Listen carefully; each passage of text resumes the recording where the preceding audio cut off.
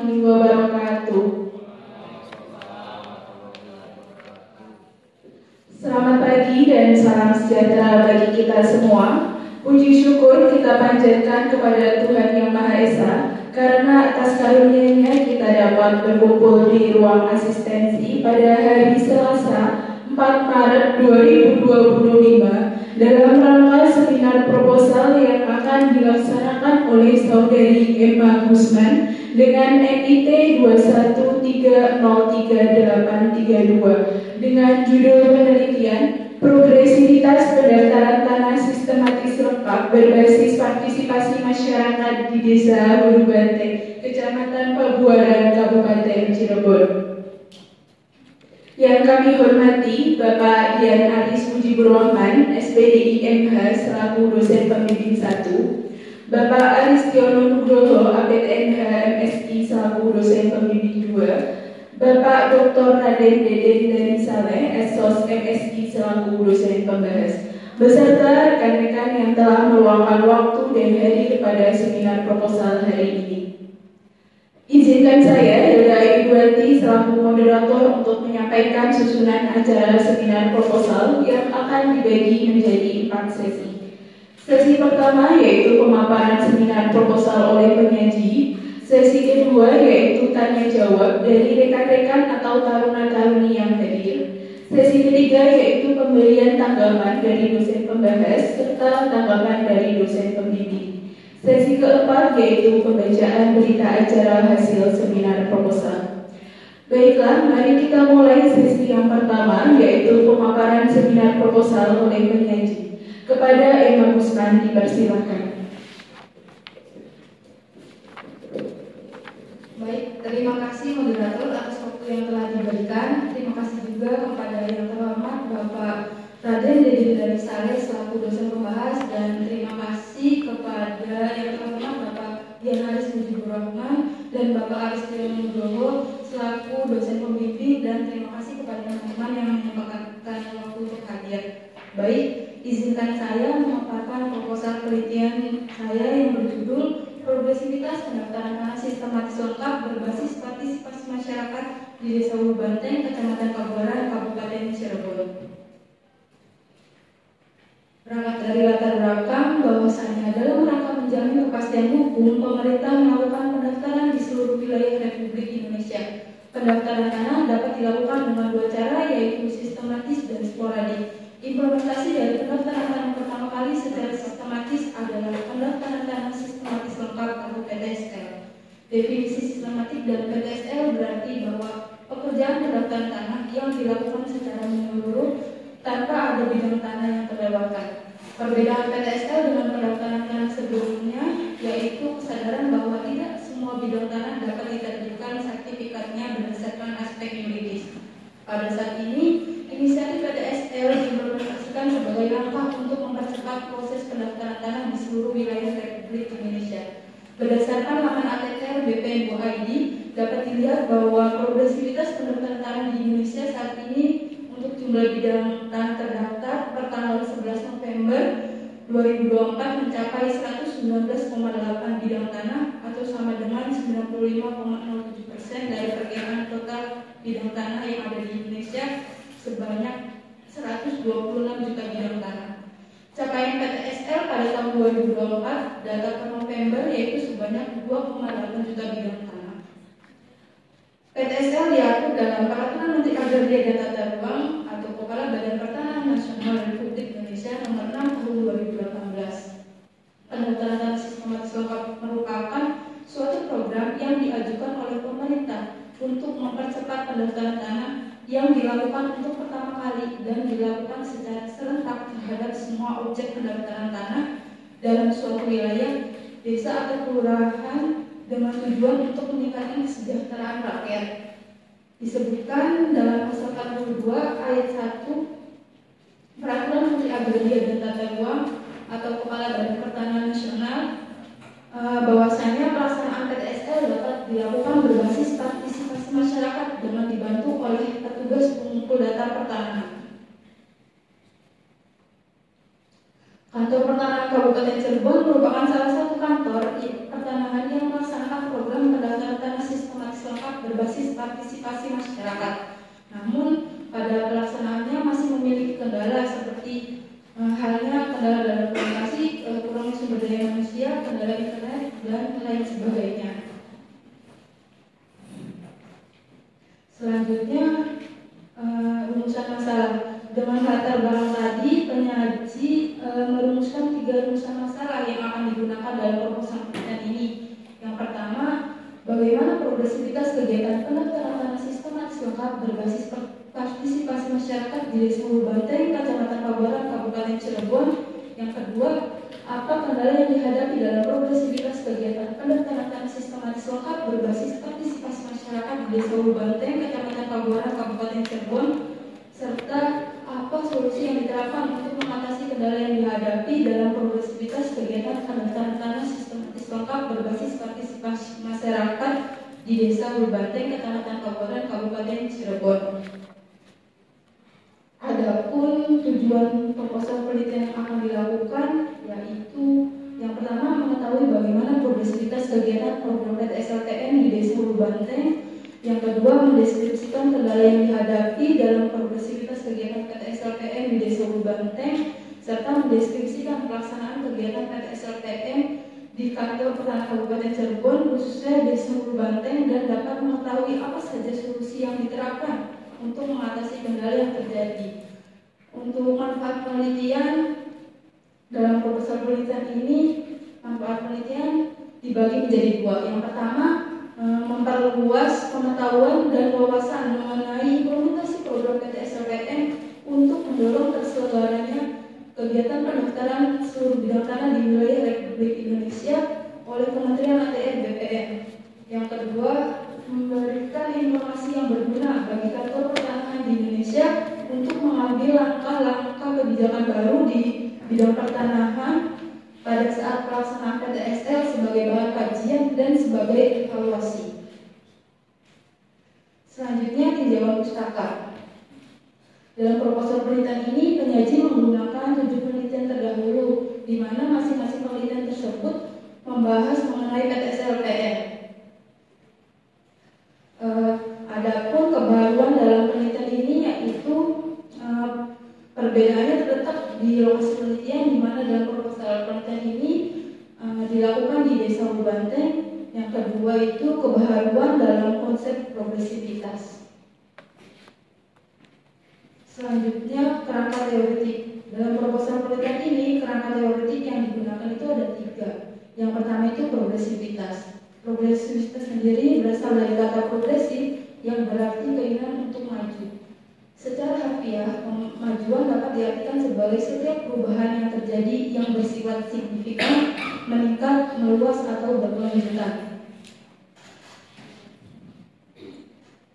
Dalam kurun waktu tertentu, tercapainya suatu kemajuan dan terwujudnya kesejahteraan masyarakat di suatu wilayah dapat dilihat dari bagaimana pemerintah daerah menyikapi suatu permasalahan yang ada di masyarakat dan seberapa progresif lembaga pemerintah daerah dalam membangun suatu tata kelola pemerintahan yang baik.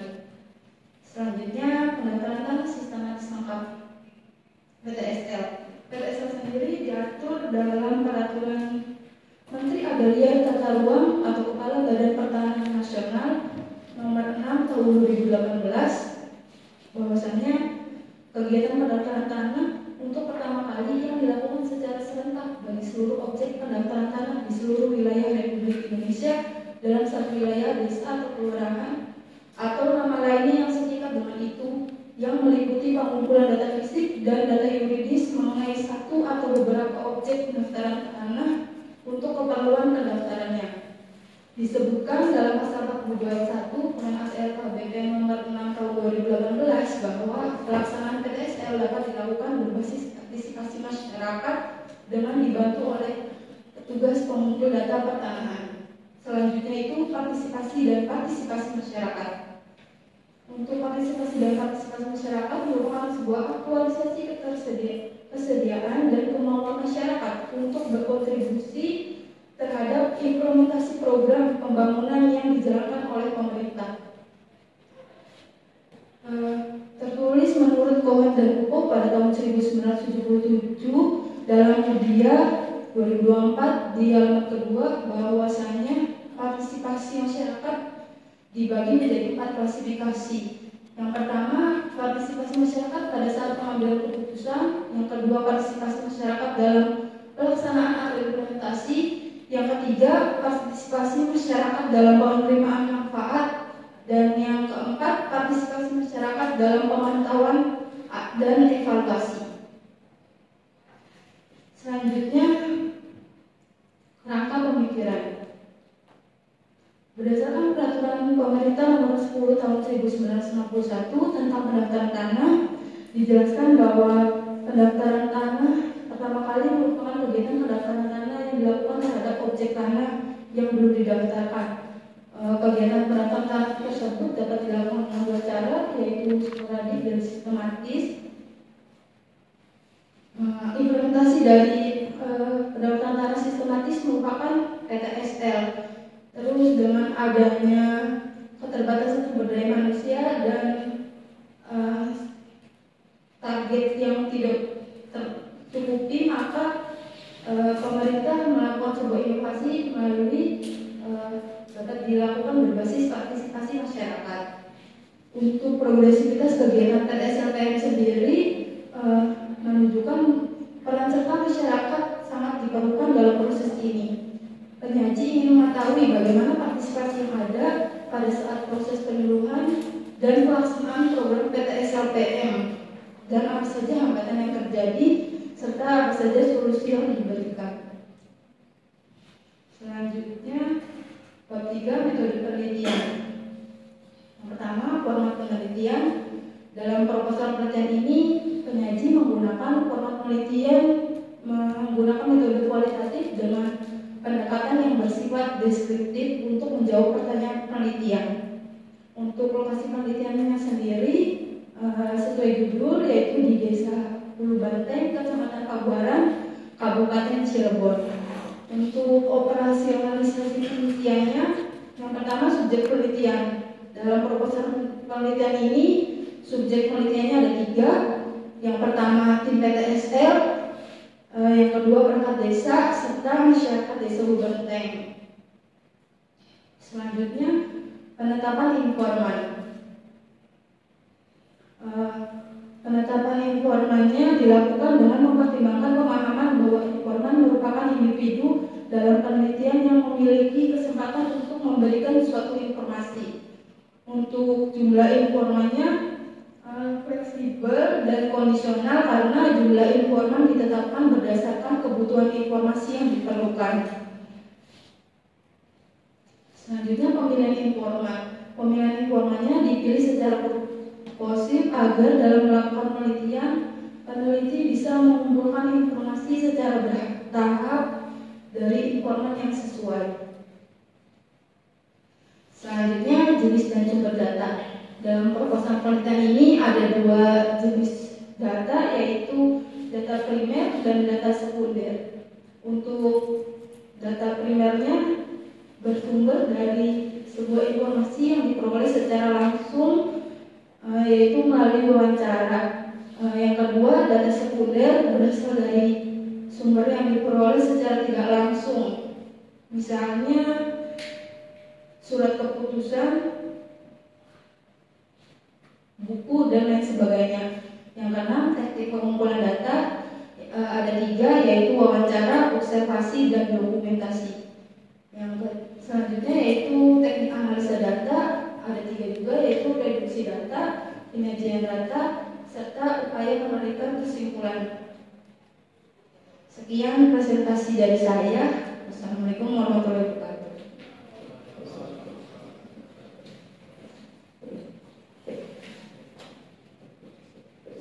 Demikian pemaparan seminar proposal oleh Emma Gusman. Sesi selanjutnya, kepada rekan-rekan audiens yang ingin bertanya ataupun memberikan tanggapan kepada penyaji, dipersilakan. Baik, silakan. Jangan lupa untuk memperkenalkan diri terlebih dahulu.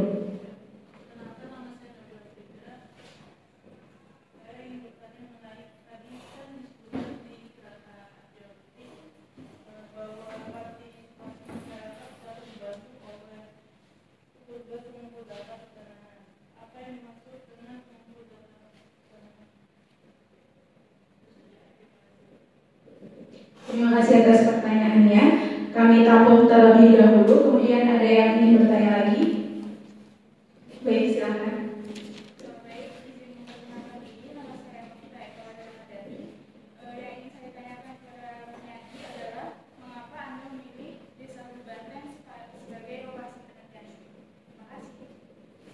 Baik, terima kasih atas pertanyaannya. Kemudian ada yang ingin bertanya lagi?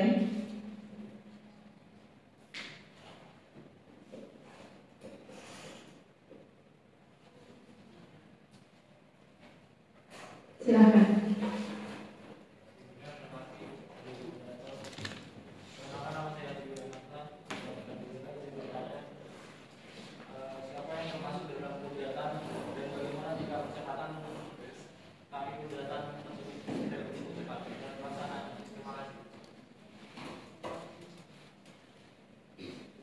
Terima kasih atas pertanyaannya. Kemudian kepada penyaji dipersilakan untuk menjawab pertanyaan yang telah disampaikan. Baik, terima kasih Nabila. Saya ingin menjawab mengenai tadi apa itu kudatan. Menurut Juknis nomor 1 tahun 2023 tentang PTSL terintegrasi, kudatan itu merupakan kelompok masyarakat yang mendapatkan pelatihan dan ditunjuk untuk berfungsi sebagai penggerak dalam program PTSL berbasis partisipasi masyarakat sekaligus menjalankan proses pengumpulan informasi terkait data fisik dan data yuridis melalui tata cara serta pembiayaan yang sejalan dengan norma perundang-undangan yang berlaku.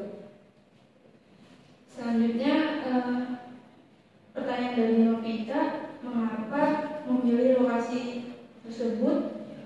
Karena dalam proses pelaksanaannya, panitia juga ikut serta membantu dalam pelaksanaan PTSL di desa tersebut, dan pada saat KKMT, PTRT, dan MPKM, lokasinya di Anta, Kabupaten Cirebon.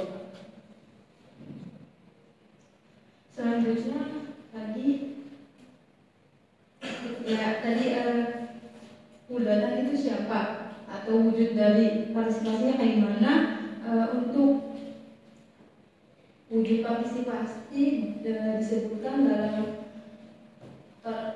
Juknis PTSL terintegrasi tahun 2024 di halaman 18 bahwasanya wujud partisipasi masyarakat itu melalui peran aktif masyarakat dalam penunjukan batas dan pembentukan masyarakat pengumpul data fisik pada pelaksanaan PTSL. Untuk masyarakat pengumpul data fisiknya terdiri dari 5 orang yang merupakan perwakilan dari pemerintah desa, kelurahan, RT atau RW, babinsa atau babin kapitnas, orang taruna atau tokoh masyarakat serta tokoh perempuan. Sekian.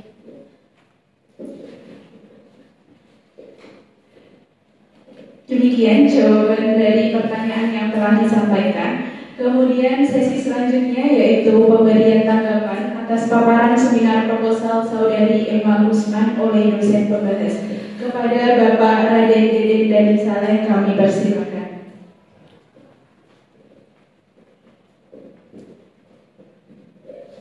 Terima kasih. Saya beberapa hari kebelakang ini saya dapat berbagai judul skripsinya dan kata-katanya unik-unik. Ketika membaca pertama kali itu kan, saya membayangkan pembahasannya lebih jauh dari sekedar apa yang tersurat di judul. Jadi saya mengapresiasi teman-teman yang begini yang menggunakan kata-kata yang mungkin tidak umumnya di judul-judul sebelumnya. Kemarin itu apa ya? Ini progresivitas. Kemarin tukar-menukar. Saya pikir itu adalah konsep-konsep atau fenomena-fenomena yang terjadi di masyarakat. Nah, tetapi kadang-kadang saya kecelek dengan ketika membaca ke dalamnya. Ternyata hanya mau menyampaikan ini loh prosedur pendaftaran tanah kayak begini sekarang.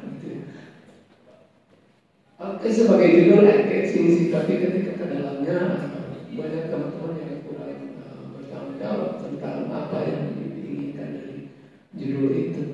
Nah, sama nih kejadiannya sama progresivitas. Taruhlah kurang bertanggung jawab itu misalkan dari bahasan saja, apa sih yang dimaksud konsep progresivitas di masyarakat, apa jadinya bahasa itu kan berarti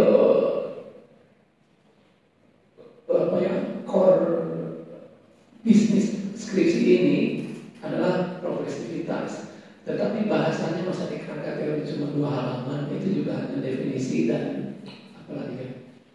Selebihnya saya baca tentang teknologi informasi ya. Kenapa ke sana? Progresivitas itu tentu banyak tuh para ahli yang sudah membahasnya ya. Oke, saya juga paham teman-teman itu tidak banyak mempelajari teori-teori, apalagi teori-teori sosialnya. Tapi ketika skripsi mau masuk ke sana, saya apresiasi banget. Tapi persoalannya butuh upaya yang kuat. Teman-teman harus paham progresivitas dalam 2-3 hari. Nah, itu persoalannya.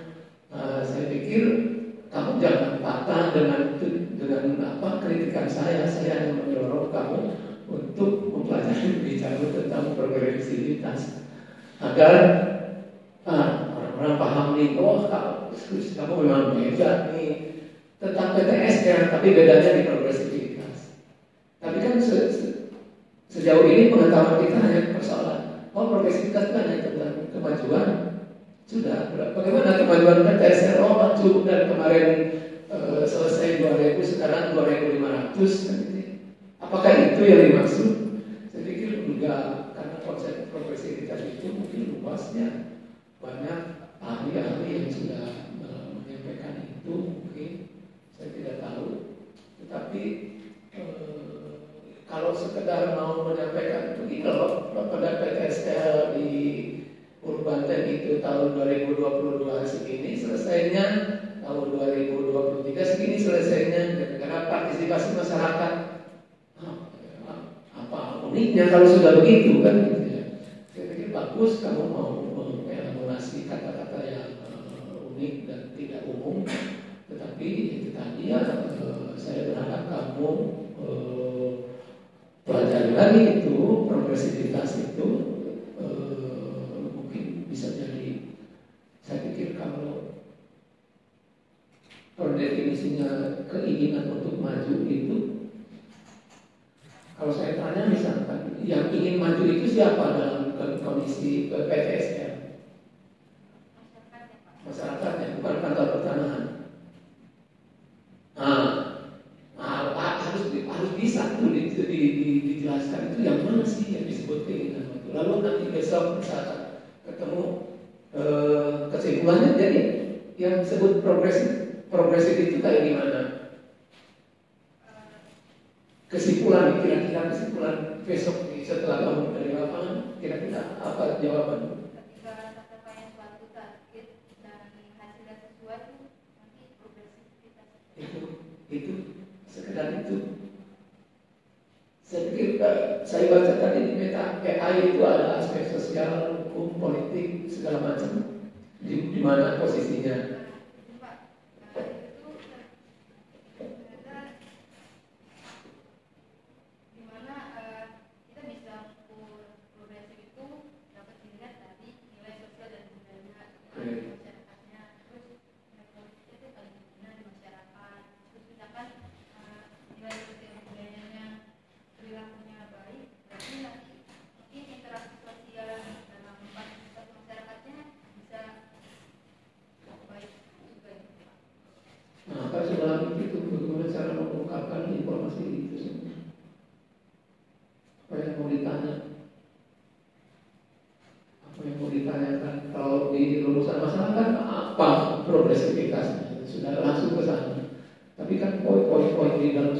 Progresivitas itu demikian banyak tuh.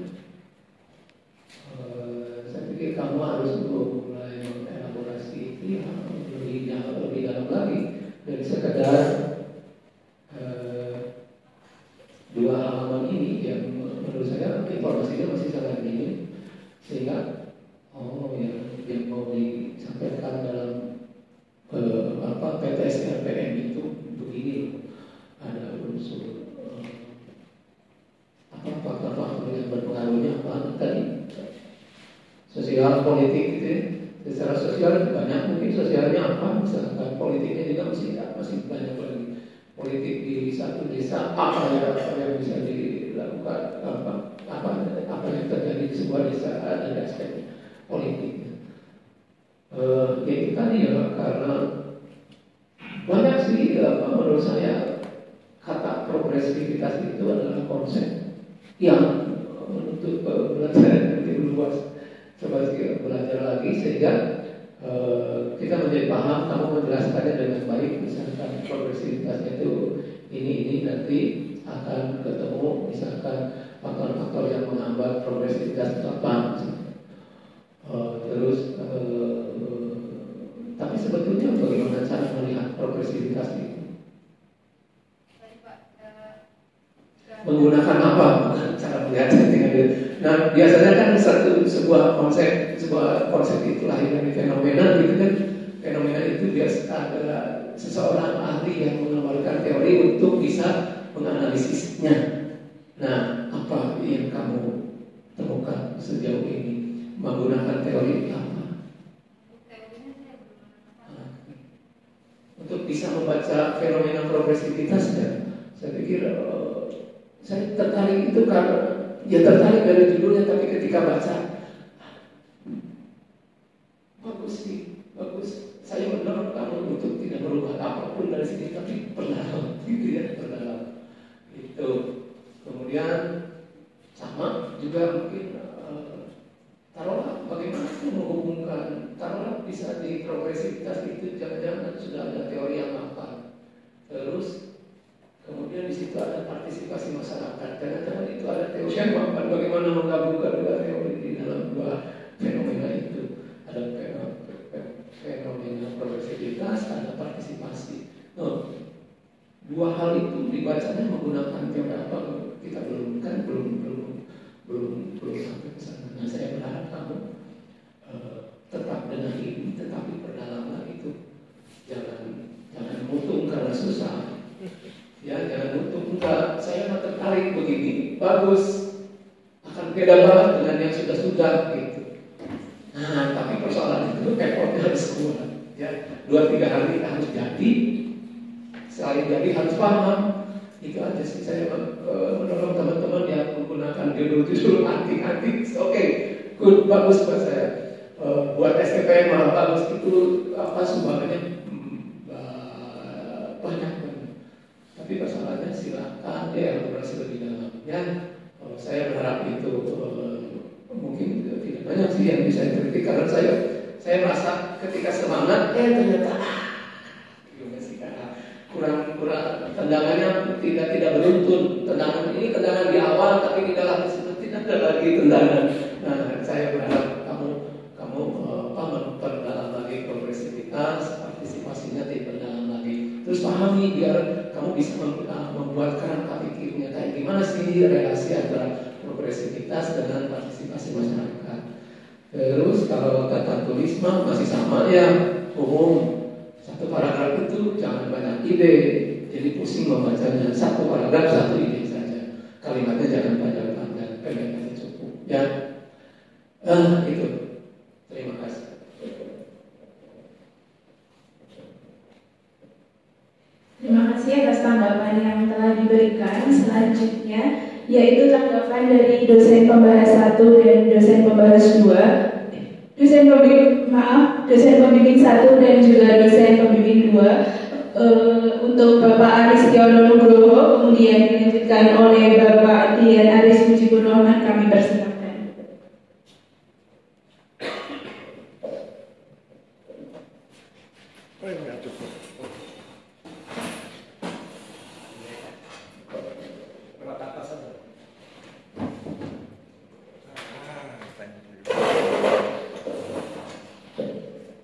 Assalamualaikum warahmatullahi wabarakatuh.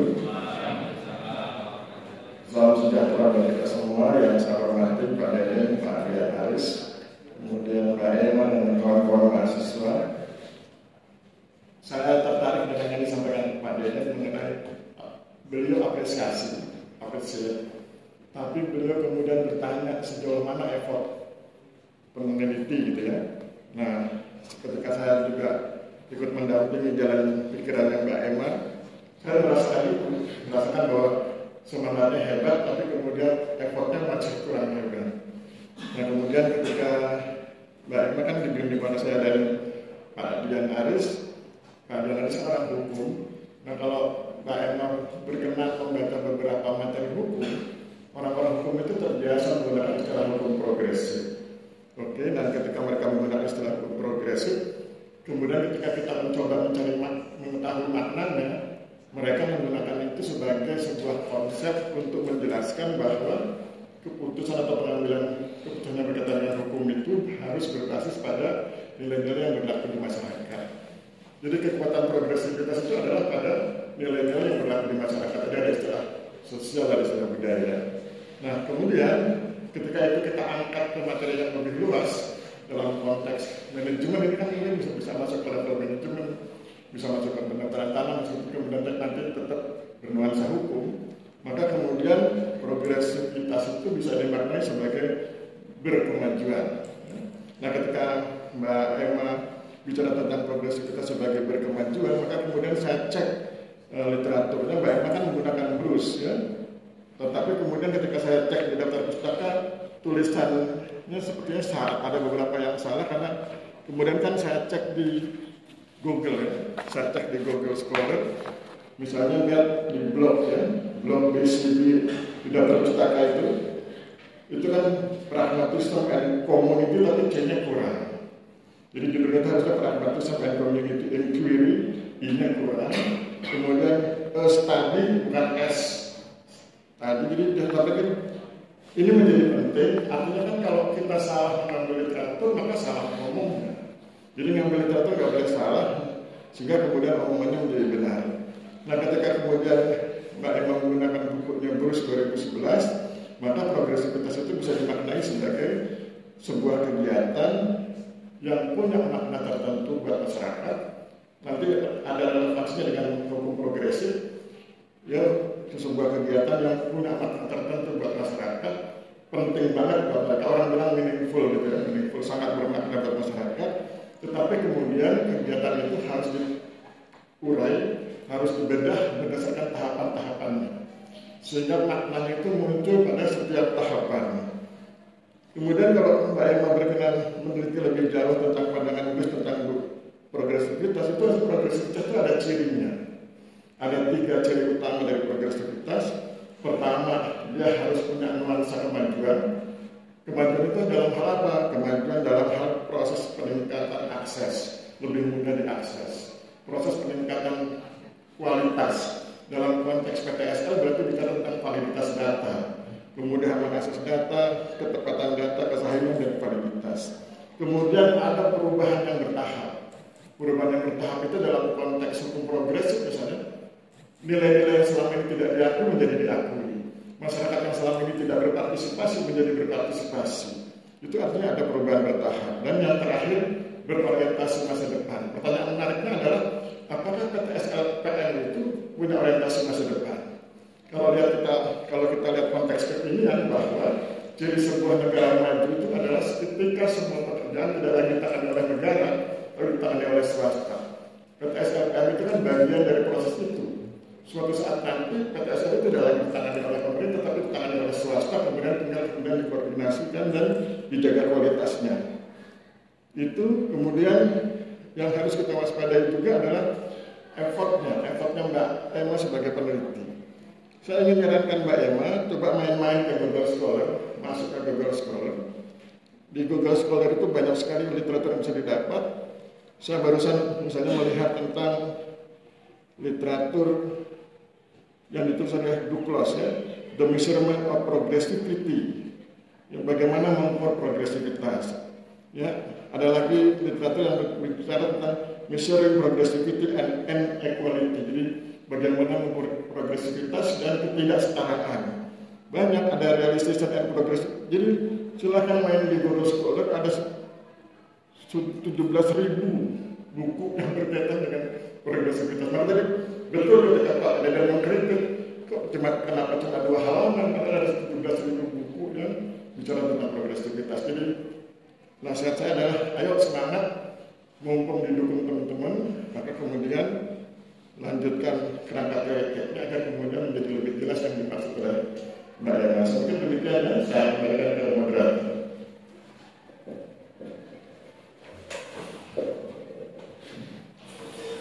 Terima kasih Pak Dirjen dan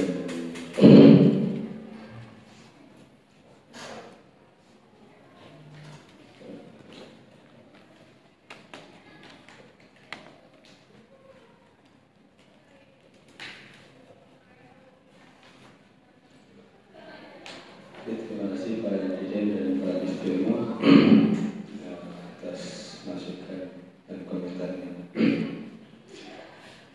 Ini kan sebelumnya kan sudah saya bahas ya sama kami. Jadi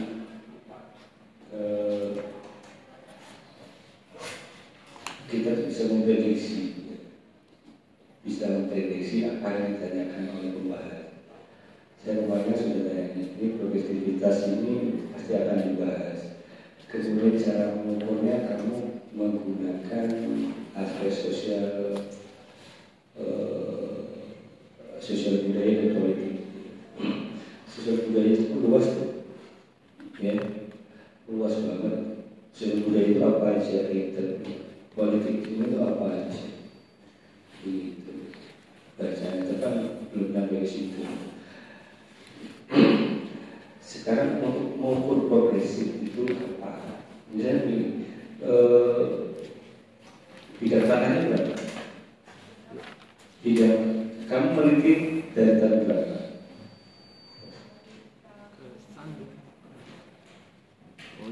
Kamu meneliti tahun berapa? Yang tahun berapa? PDSL, UPN tahun berapa? 2024. Berapa bicara tanahnya?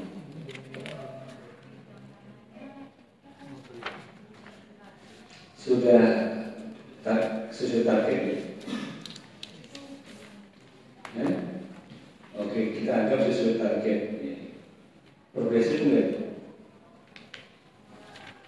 Pak, sebelumnya saya sudah melakukan wawancara dengan wakil ketua komisi Pak, bahwasanya kita katanya sudah untuk memenuhi target. Progresif enggak? Kalau targetnya 100, datanya 100, progresif enggak? Enggak. Kalau progresif, targetnya 100, datanya 200, progresif. Itu saya tadi indikator untuk progresif. Ya. Kalau yang konteks tadi progresifnya dengan teorinya Raharjo, coba Sastra Raharjo. Itu progresifnya yang dimaksud adalah orang membaca hukum itu bukan hanya teks, tapi manusianya. Bahkan di hukum itu, di teks hukum itu bisa memprediksi kejadian-kejadian di masyarakat 10 tahun kemudian. Itu salah satu Raharjo dan progresif. Gitu. Ya ini kamu harus menemukan ini yang selalu saya bilang, menemukan indikator progresif itu, kecepatannya ya. Kecepatannya itu kamu kemudian membatasi diri sosial budaya dan politik, kemudian hubungannya dengan progresif itu apa, di mana, kemudian kamu juga harus mengetahui bahwa PTS LPM itu kamu sudah jelaskan untuk masyarakat hanya pengumpul data fisik dan juridis. Progresifnya di mana? Gitu. Sulit sih merangkulnya. Semoga masih bisa diperlukan. Terima kasih. Bagaimana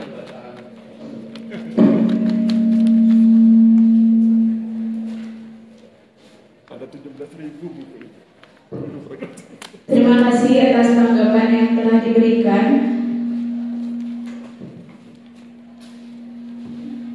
Baiklah, kita telah sampai pada sesi terakhir, yaitu pembacaan berita acara hasil seminar proposal. Kepada Bapak Dian Aris Mujibur Rahman dipersilakan.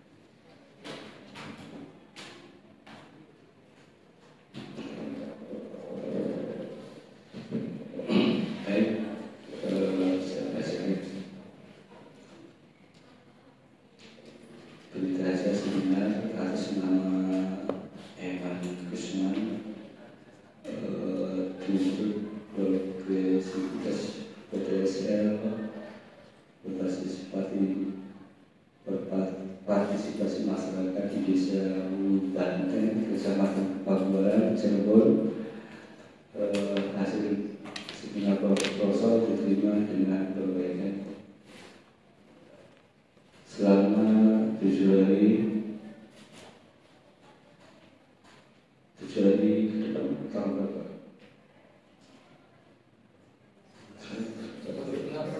11.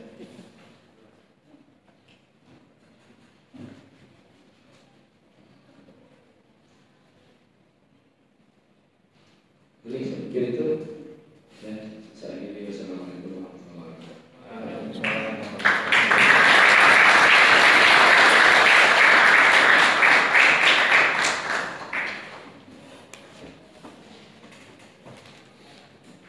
Dengan dibacakannya berita acara hasil seminar proposal tadi, maka berakhir pula seminar proposal hari ini. Kami mengucapkan terima kasih kepada para